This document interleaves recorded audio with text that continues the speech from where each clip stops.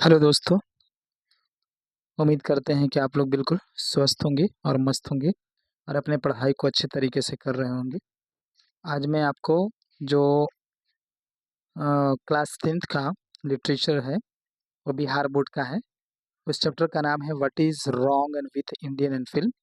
इसके जो राइटर इसके जो राइटर हैं सत्यजीत राय हैं।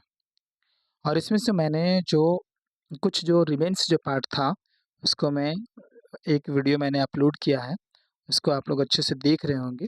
और उसके बाद में दूसरा वीडियो जो लास्ट होगा, मैं आज आपको समझाने जा रहा हूँ। बगैर टाइम वेस्ट किए हुए मैं आपको बिल्कुल कोशिश करूँगा कि लाइन बाय लाइन और अच्छे तरीके से समझाने की कोशिश करूँगा। इसमें लिखा हुआ है, ये जो पैराग्राफ है, जो मैं आपको यहाँ पर बतला रहा हूँ, यहाँ से मैं शुरू कर रहा हूँ ऑलमोस्ट से, ठीक है? कहते कि almost an every and passing and phase of the American cinema has had its had its ठीक है, had its and repercussions on the Indian and films on the Indian films। यानी अमेरिका सिनेमा का बुरा जो प्रभाव जो पड़ा है, बुरा जो प्रभाव भारतीय फिल्मों पर पड़ा है।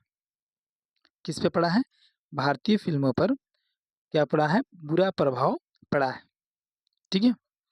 उसके बाद stories have been the written based on Hollywood successes and the cliches and preserved and with an care। कहा जा रहा है इस कहानी के अंदर में, इसमें कि जो हॉलीवुड की जो कहानियां जो थी इसके अंदर में, कि कहानियां हॉलीवुड की सफल यानी फिल्मों और पुराने घिसे पिटे तरीके से घिसे पिटे जो है तरीके को रख करके जो है लिखी गई है, ठीक है। तो आपको मैं बताता चलूं कि ये जो मीनिंग्स है आपके, इसमें आप देखते हैं stories. Stories have been written based on Hollywood and success and the cliches preserved with and care।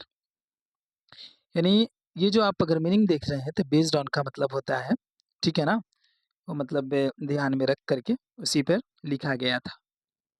तो कह रहे हैं कि जो कहानियां हैं हॉलीवुड की सफल फिल्मों की, जो सफल फिल्मों की जो कहानियां हैं हॉलीवुड, देखिए यहाँ पे लिखा हुआ हॉलीवुड एंड सक्सेसेस, यानी हॉलीवुड की सक्सेस जो फ़िल्में हैं, ठीक है ना? जो फ़िल्मों ने हॉलीवुड ने बनाया है, ठीक है ना? तो क्या करा कि उन्हीं के ऊपर पुराने जो है, और ये जो क्लीचेज़ है, ये क्लीचेज़ का मतलब होता है घिसा-पिटा, ठीक है ना? उनको ध्यान में रखते हुए जो है क्या लिखा गया, भारतीय फ़िल्म को लिखा गया, ठीक है? भारत के अंदर जो फ़िल्में बनी, उनको ही बेस्ड ऑन बनाया गया, based on Hollywood and successes. यानी ये हॉलीवुड के फ़िल्मों को बेस्ड ऑन बना करके वही घिसे-पिटे पुराने तरीके से उनको नज़र में रखते हुए, है ना? हॉलीवुड की सफल फ़िल्मों और पुराने जो है घिसे-पिटे तरीके को ध्यान में रख करके लिखी गई है। फिर है कि even and where the story has been a genuinely Indian one, the backgrounds, music has an revealed and the reprisals and pichant and for the zag idioms, ठीक है। यहाँ तक कि जब कहानी पूरी तरह भारतीय होती है, देखिए यहाँ पर लिखा हुआ है even and where. Even where का मतलब होता है यहाँ तक, इवन वेयर का मतलब होता है यहाँ तक कि जो कहानी जो है, ठीक है ना, जो भारत के अंदर जो मूवी बनाई गई, यहाँ तक कि जो कहानी जो थी, ठीक है ना, कहानी पूरी तरह भारतीय होती है। क्या होती है? जेन्युइनली का मतलब होता है पूरी तरीके से, इंडियन एंड वन कहानी भारतीय होती है। जबकि उसका जो पृष्ठभूमि होता है, जैसे जो बैकग्राउंड हो गए, म्यूज़िक हो गए, ठीक है ना? ये सब क्या चीज़ था? विदेशी फ़िल्मों की नकल जैसा लगता है। यहाँ पे दिख रहा है ना, विदेशी फ़िल्मों की नकल जैसा लगता है। पिचेंट एंड फॉर द ज़ैग इडियम्स एंड रिवील का मतलब होता है ज़ाहिर होना।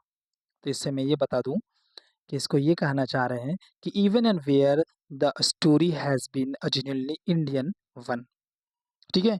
यहाँ तक कि जब कहानी पूरी तरीके से इंडियन होती है। इंडियन वन का मतलब होता है, ठीक है ना? कहानी क्या होती है? भारतीय होती है और उसकी जो पृष्ठभूमि होती है, जो बैकग्राउंड्स होते हैं, ये जो ज़ाहिर होता है, रिवील्ड का मतलब होता है ज़ाहिर होना, वो कैसा दिखता है? विदेशों यानी विदेशी फ़िल्मों की नकल जैसा लगता है। तो उम्मीद करते हैं कि ये आपका हो गया होगा और आगे की ओर देखें कि it and should be the realisation that the average American film is a bad model. ठीक है ना? तो आप ये समझें कि यह समझना चाहिए कि जो अमेरिका की जो मूवी है, वो हमारे लिए क्या है? एक बैड मॉडल है। क्या है? बैड मॉडल है। यहाँ पे लिखा है ना एवरेज औसतन जो है क्या है? अमेरिकन जो फ़िल्म्स है, अमेरिकन की जो मूवी है, वो हमारे लिए कैसा है? बैड मॉडल है। ठीक है? If only and because it depicts a way of life so utterly at the variance with our the own। ठीक है? क्योंकि वह हमारी परिस्थितियों में बहुत अलग है। वो जो है ना हमारी परिस्थितियों से बिल्कुल वेरिएंस है, वेरिएंस माने होता है अलग, ठीक है? वेरी कर जाना बिल्कुल अलग है। हमारी परिस्थितियों से वो बिल्कुल कैसी है? बहुत ही अलग है, ठीक है? मोreover देखिए यहाँ पे मैं बता दूँ मोreover मोreover यहाँ से हम चल रहे हैं। मोreover the high and technical and polish which is the hallmark of the standard Hollywooden product would be the impossible to achieve under existing Indian conditions। कैसा है? ये कहते हैं कि जो हमारी जो हॉलीवुडियन फ़िल्मों की जो यह है, बिल्कुल कैसा है? बिल्कुल हमारी जो परिस्थितियों से बिल्कुल अलग है। ये तो आपको पहले ही से पता है। ये बिल्कुल अलग है। कहते हैं कि एग्जिस्टेंट यहाँ पे देखते हैं एक्जिस्टिंग इंडियन इन कंडीशन बिल्कुल अलग है। परिस्थिति जो है बिल्कुल अलग है। What the Indian cinema need and today is not and more and gloss. ठीक है? कहने जा रहे हैं कि भारतीय सिनेमा को आज अधिक चमक-दमक नहीं है। भारतीय सिनेमा कह रहे हैं कि भारतीय सिनेमा को आज अधिक जो है चमक-दमक नहीं चाहिए इनको। इसको इसकी ज़रूरत नहीं है। मोर इंटेग्रिटी यानी इनको इनके अंदर में क्या चाहिए? अधिक जो है सच्चाई, ठीक है? And the more intelligent appreciation of the limitations of the medium. कहना चाह रहे हैं कि भारतीय सिनेमा को आज अधिक जो है चमक-दमक नहीं चाहिए, बल्कि अधिक काल्पनिक होनी चाहिए, अधिक कल्पना होनी चाहिए, अधिक इसके अंदर में सच्चाई होनी चाहिए, ठीक है? और माध्यम की जो सीमाओं सीमाओं की बेहतर समझ की आवश्यकता है, ठीक है? लिमिटेशन का मतलब होता है सीमा, लिमिटेशन का मतलब होता है सीमा होता है, लिमिटेशन से है ना इसमें लिखा हुआ ऑफ द मीडियम। तो कहते हैं कि सीमाओं की बेहतर समझ की आवश्यकता है, ये चीज़ हमारे इंडियन मूवी के अंदर होनी चाहिए। उसके बाद देखें नेक्स्ट पैराग्राफ से, ठीक है? नेक्स्ट पैराग्राफ ये बताना है कि after all we do and possess the primary tools of film making. आखिरकार हमारे पास फिल्म बनाने के मुख्य यानी साधन मौजूद हैं। जो जो इतना है, जो प्राइमरी टूल्स हैं हमारे पास फिल्म निर्माता कि जो इतना बना सकते हैं, प्राइमरी टूल्स हमारे पास इतनी जो है मौजूद हैं, ठीक है? The complaint of the technicians not withstandings mechanical devices such as the crane shot and the process shot are the useful but by no means indispensable indispensable and whatever the cinema। यहाँ पे देखते हैं पहले हम लोग इसको clear करें। कहते हैं कि आखिरकार ऊपर से देखते हैं कि आखिरकार हमारे पास जो फिल्म बनाने के मुख्य जो साधन मौजूद हैं, ठीक है ना? और तकनीकी जो उपलब्धियाँ हैं, यहाँ पे जो है दिख रहा है ना मैकेनिकल डिवाइसेस, ठीक है? जो तकनीकी जो उपलब्धियाँ हैं, जो कैमरा है, ठीक है? कैमरे की विशेष शॉट उपयोगी है, कैमरे की क्या है? शॉट उपयोगी है, लेकिन सबसे सबसे जो है कह रहे हैं लेकिन वे सबसे ज़रूरी नहीं है। भारतीय सिनेमा को अधिक जो है आवश्यकता अपनी एक अलग शैली की है, ठीक है? कहना चाह रहे हैं कि व्हाट आवर द सिनेमा ये वाला जो देख रहे हैं लाइन को what our cinema needs above everything else is a style. शैली, स्टाइल का मतलब होता है शैली, ठीक है? स्टाइल का मतलब होता है शैली। ठीक है, कहते हैं कि भारतीय सिनेमा को सबसे अधिक जो है आवश्यकता अपनी एक अलग शैली की है। कैसी है बिल्कुल, यानी उसको एक अलग स्टाइल चाहिए, अलग शैली की ज़रूरत है उसको। ठीक है, शैली की है। फिर आगे देखें कि and the idioms a short of the iconography of cinema which one would be the uniquely and the recognizably Indian। और क्या कह रहे हैं कि जो पूरी तरह भारतीय हो, ये जो जो फिल्म होनी चाहिए वो कैसी होनी चाहिए, पूरी तरह हमारा जो है जो मूवी होना चाहिए पूरी तरह भारतीय होनी चाहिए, भारतीय हो जिससे देखकर आसानी से पहचाना जा सके। क्या किया जा सके, इसमें जो लिखा हुआ है रिकॉग्निजेबली इंडियन, इसका मतलब होता है पहचान। ठीक है, जो आसानी से पहचाना जा सके कि ये भारतीय मूल की मूवी है।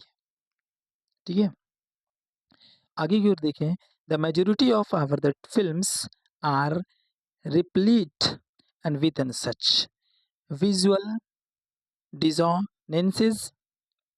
dissonances, but the truly Indian film and should steer and clear of such inconsistencies and look for its material in the moral basis and aspects of Indians life।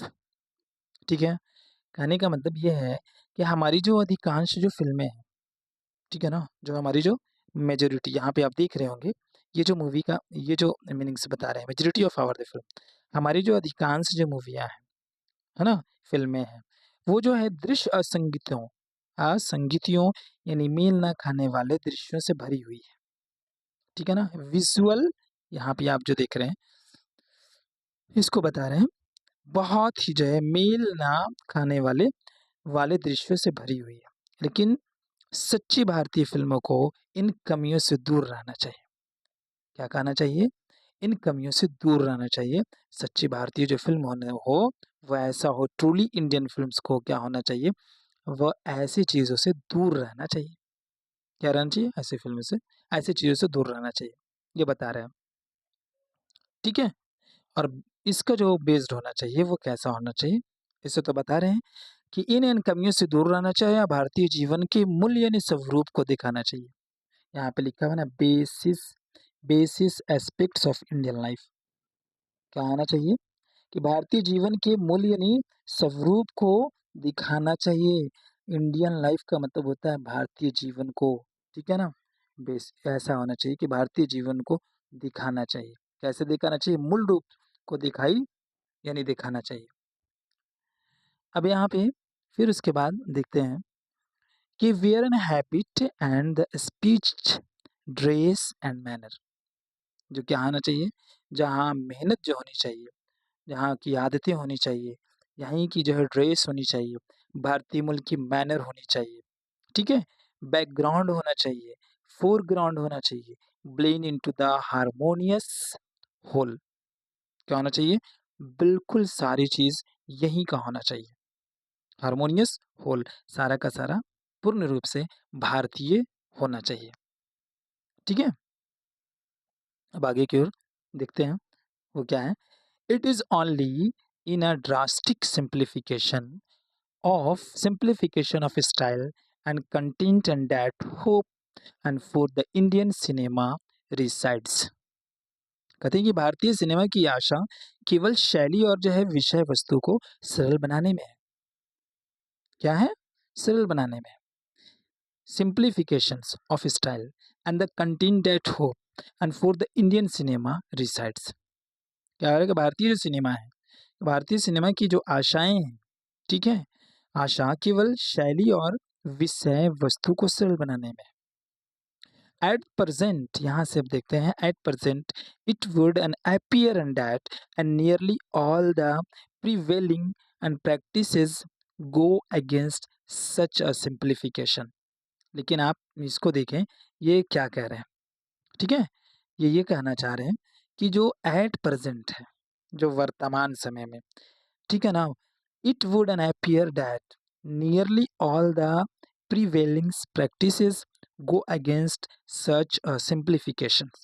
वर्तमान समय में अधिकांश जो प्रचलित तरीके से प्रचलित तरीके इस सरलता के विरुद्ध दिखाई देता है। सिंप्लीफिकेशन का मतलब होता है सरलता, अगेंस्ट का मतलब होता है विरुद्ध। यही सब चीज़ दिखाई देता है जो हमारी कमियाँ हैं, ठीक है? उसके बाद मैं उम्मीद करता हूँ कि मैं आगे आगे वाला जो है मैं आपको कुछ नेक्स्ट पैराग्राफ है, मैं वहाँ से बता रहा हूँ। अब इसको देखें, जो starting a production without adequate planning. होता क्या था कि पर्याप्त योजना के बिना फ़िल्म बनाना, हमारे यहाँ ये हमारे यहाँ ये इस तरीके से चलता आ रहा था। समटाइम्स कभी-कभी तो ऐसा होता था कि sometimes even without a shooting and script, कभी-कभी तो पूरी जो है पटकथा की भी नहीं, स्क्रिप्ट का मतलब होता है पटकथाएँ, ठीक है? कभी-कभी तो ऐसा होता था कि विदाउट एंड शूटिंग स्क्रिप्ट, कभी-कभी तो पूरी यानी पटकथा के बिना ही काम शुरू कर दिया जाता था, ठीक है ना? पेंचेंट for the convolutions of plot and the counter plot and rather than rather than the strong, ठीक है? अब यहाँ देखिए कि सिंपल यूनिडायरेक्शनल नरेटिव क्या हो जाता था, बिल्कुल ऐसा ही शुरू कर जाता था। यानी काम जो है कभी-कभी तो पूरी पटकथा के बगैर ही के बिना ही काम शुरू कर दिया जाता था। सरल कहानी के बजाय उल्टी कहानी पसंद करना ऐसा कर दिया जाता था। सरल कहानी नहीं होता था, उल्टी कहानियों में फँस जाते थे लोग, ठीक है? और अनुचित स्थानों पर गाने जोड़ देते थे, ठीक है? और ऐसा जो है ना, ऐसा देखने को हमारे फ़िल्मों के अंदर में मिलता था। हमारे यहाँ यही फ़िल्म दिखते थे। कभी-कभी तो ऐसा होता था, आप इसको देखें कि the practice of the sandwiching musical number in the most unlyric situation, जहाँ पे गाना नहीं जोड़ना चाहिए, वहाँ पे क्या हो जाता था, गाना को जोड़ देते थे। ऐसा भी हो जाता था। In habit of shooting indoor in the countries, ठीक है? ठीक है ना? इंडोर इन द कंट्रीज़ होना चाहिए बाहर में शूटिंग, और हो जा रहा है कहाँ? अधिकतर जो है अंदरूनी जो है शूटिंग हो जाया करता था। घर के अंदर ही में कर लिया करते थे। Which is all landscape and at a time when all other countries are the turning to the documentary for the inspiration. All in these stand in the way of the evolution of a distinctive styles. अंदर shooting कर दिया जाता था। हमारे यहाँ shooting करना, जहाँ प्राकृतिक दृश्य बहुत है, ऐसा नहीं है कि हमारे यहाँ प्राकृतिक जो है दृश्य की कमियाँ हैं। हमारे यहाँ बहुत सारे हैं, which is all the landscape. बहुत सारे हमारे यहाँ प्राकृतिक जो है दृश्य हैं, उनको नहीं लेकर के शूटिंग जो होता था, अंदरूनी दृश्यों की शूटिंग कर दी जाती थी।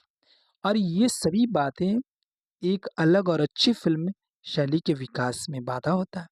अगर ऐसा होगा तो क्या हो जाएगा, हमारे जो है फ़िल्म में, हमारी जो मूवी के अंदर में एक अच्छी फ़िल्म शैली के विकास में हमारे पास क्या हो जाएँगी, बाधाएँ बाधाएँ उत्पन्न हो जाएगा। इसलिए ये नहीं नहीं होना चाहिए। इसलिए वो क्या कह रहे हैं, क्योंकि हमारे जो सत्यजीत राय हैं, जो इनके जो नरेटर हैं, राइटर हैं, उन्होंने इस तरीके से बताते हैं, इस कहानी को बताया। ठीक है?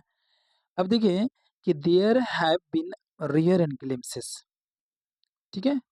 हाल की कुछ फ़िल्मों की एक अच्छी सोच की झलक। रेयर का मतलब होता है और ग्लिम्पसेस का मतलब होता है झलक, ठीक है? कहते हैं कि there have been rare and glimpses of an enlightened approach in a handful of recent and film. Recent का मतलब होता है, रिसेंट फ़िल्म का मतलब है हाल-फिलहाल। हाल की कुछ फ़िल्मों में अच्छी यानी सोच की झलक दिखाई दी है। जैसे कौन-सी फ़िल्में हैं? आप इसमें देखते हैं तो इसमें लिखा हुआ है, इस फ़िल्म का नाम है IPTAS, धरती के लाल, is an instance of a strong and simple and theme put over and with style. कहते हैं कि धरती के लाल एक मजबूत और सरल विषय वाली फिल्म है, मजबूत समझ रहे ना, स्ट्रांग। सिंपल, थीम, सरल। थीम का मतलब होता है विषय, पुट ओवर विथ स्टाइल। मजबूत और सरल विषय वाली फिल्म है। वो कौन सी फिल्म है जो हाल ही फिलहाल में जो झलक दिखलाई दिया है, वो है धरती के लाल है। क्या है भाई? वो धरती के लाल मूवी है। उसके अलावा honesty and the technical and competence, जिससे शैली, ईमानदारी और तकनीकी कुशलता के साथ क्या किया जाता है, प्रस्तुत किया जाता है। ठीक है ना? ऑनेस्टी के साथ होनी चाहिए, ईमानदारी। ऑनेस्टी का मतलब होता है ईमानदारी, टेक्निकल एंड कॉम्पिटेंस, तकनीकी कुशलता के साथ, है ना, प्रस्तुत किया गया है। ये जो मूवी बनाई गई थी, तो टेक्निकल, ठीक है ना, टेक्निकली कुशलता के साथ प्रस्तुत किया गया। बहुत ही सरल विषय था और बहुत ही मजबूत जो है, बहुत ही मजबूत और सरल, है ना, सरल विषय वाली फिल्म ये कौन थी? तो धरती के लाल। उसके बाद एक और है इसके अंदर में, शंकर्स कल्पना and inimitable and the highly individual experiment and shows a grasp of filmic movement and a respect for the traditions। ठीक है? कहते हैं कि कल्पना फिल्म भी एक अनोखा है। इसमें आप देख रहे हैं ना कल्पना, ये वाली जो है कल्पना, इसी को मैं अंडरलाइन कर रहा हूँ, कल्पना। ये भी एक कैसा फिल्म था? एक अनोखा फिल्म और व्यक्तिगत प्रयोग है। इंडिविजुअल, देख रहे हैं ना, इंडिविजुअल एक्सपेरिमेंट का मतलब होता है व्यक्तिगत प्रयोग किया जाने वाला ये फिल्म थी, जो फिल्म कथा की समझ और परंपरा के सम्मान सम्मान को दिखाती है। किसको दिखाती है? समझे ना, फिल्म कथा यानी फिल्म कला की समझ और परंपरा, यानी ट्रेडिशन का मतलब होता है परंपरा। ठीक है ना, परंपरा के सम्मान को दिखाती है।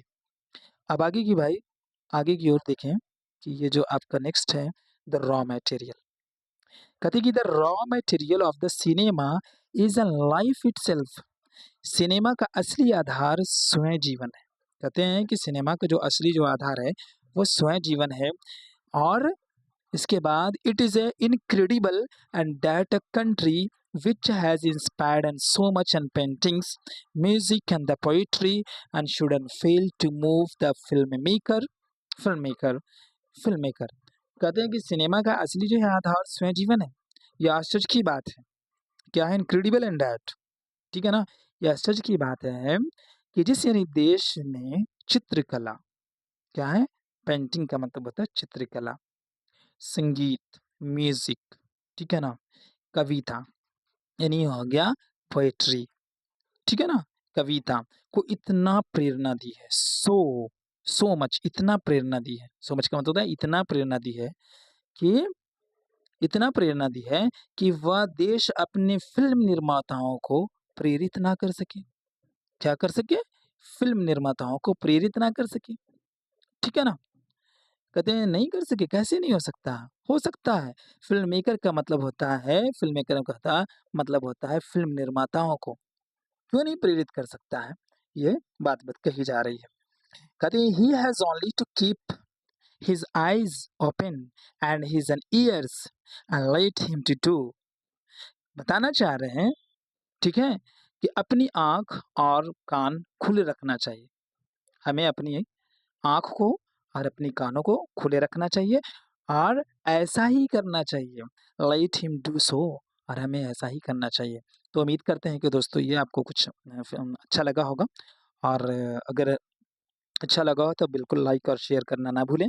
और अगर आप वीडियो पे, अगर हमारे चैनल पे अगर नए हैं तो उसको सपोर्ट करें, और ज़्यादा से ज़्यादा आप अपने दोस्तों में शेयर करें, और अगर नए हैं तो चैनल को सब्सक्राइब भी करें। Thank you for watching my video, और बिल्कुल अच्छे से पढ़ाई करते रहें। Thank you.